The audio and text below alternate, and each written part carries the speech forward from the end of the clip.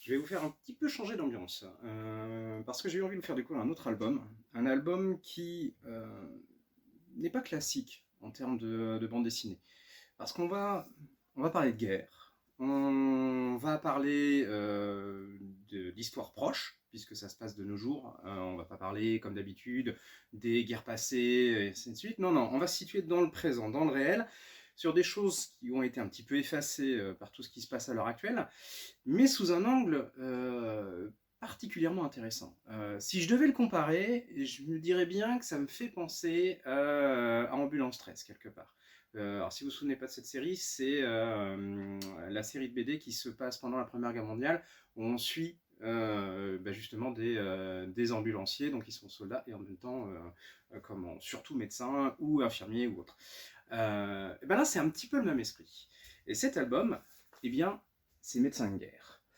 Alors, dit comme ça, on se dit, oula, ça va être un petit peu lourd, etc. Alors, non. Non, parce que c'est un polar au final. Hein. Qu'est-ce qu'on va suivre? On va se situer donc au Mali, on va suivre une capitaine, pardon, donc je dis bien une capitaine, qui va intégrer en fait un groupe commando.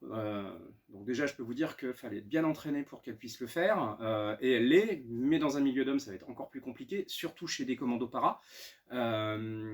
Mais surtout, elle est avant tout médecin. Et c'est ça qu'on oublie, c'est-à-dire que le commun des mortels, c'est-à-dire moi et sûrement plusieurs d'entre vous, pense soldat, je suis désolé, hein, mais on prend son troufion de base. Euh, Sauf que c'est beaucoup plus complexe que ça.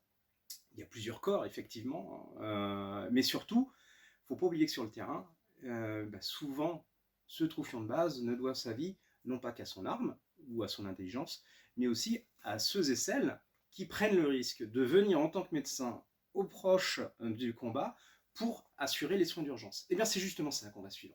Ce qu'on va suivre, c'est Virginie. Virginie qui est capitaine, donc qui est engagée dans l'armée, qui va s'engager chez les commandos para, au Mali, pendant les différentes opérations là qui ont eu il y a très peu de temps. Le but étant celui de débusquer en fait tous les terroristes qui officient et qui servent du Mali comme plateforme tournante. Et on va suivre justement toute son implication dans ce contexte-là. Alors, plusieurs choses. Un, dur d'être médecin dans l'armée. Dur d'être une femme dans l'armée. Dur d'être officier dans l'armée en étant une femme. Et j'ai pas fini. Dur aussi de devoir concilier tous ses devoirs, son passé, son histoire, parce que c'est ça aussi qu'on va découvrir, c'est le passé. Qu'est-ce qui fait que elle s'est engagée, quel est son passé passif, ses origines, qui l'ont décidé à être ici et maintenant à cet endroit-là. Tout ça n'est pas anodin.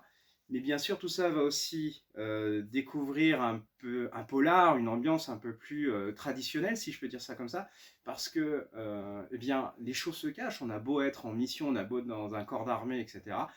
Tout le monde n'a pas les mêmes prétentions, tout le monde n'a pas les mêmes avis, et ça va forcément amener à des conflits.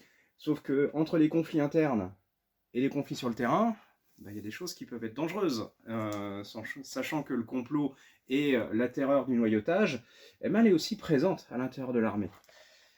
Donc c'est justement tout ce qui va être mêlé dans Médecins de guerre. Donc ce qui est sympa, c'est qu'on a une vraie fiction, faut pas l'oublier, même si c'est de base réelle. Par contre, on peut en découvrir plus et en apprendre. Et d'ailleurs pour ça, et ça j'ai trouvé ça très intelligent, on a un petit dossier. Alors je dirais bien historique, mais en tout cas un petit dossier explicatif qui va nous emmener justement au cœur de l'opération Barkhane et nous faire découvrir justement les réels protagonistes d'où ont été inspirées cette histoire-là. Donc, pas franchement du dépaysement, par contre passionnant, vraiment à découvrir, parce que c'est vraiment une chose qu'on n'imagine pas. Et puis on se plonge, on s'attache aux personnages, parce qu'ils sont vraiment pluriels, et certains sont vraiment ambivalents, donc on a envie de savoir où ça va. Donc à découvrir, et puis ceux qui aiment l'histoire, le polar, ça je vous le conseille, parce que ça va vous surprendre, je pense.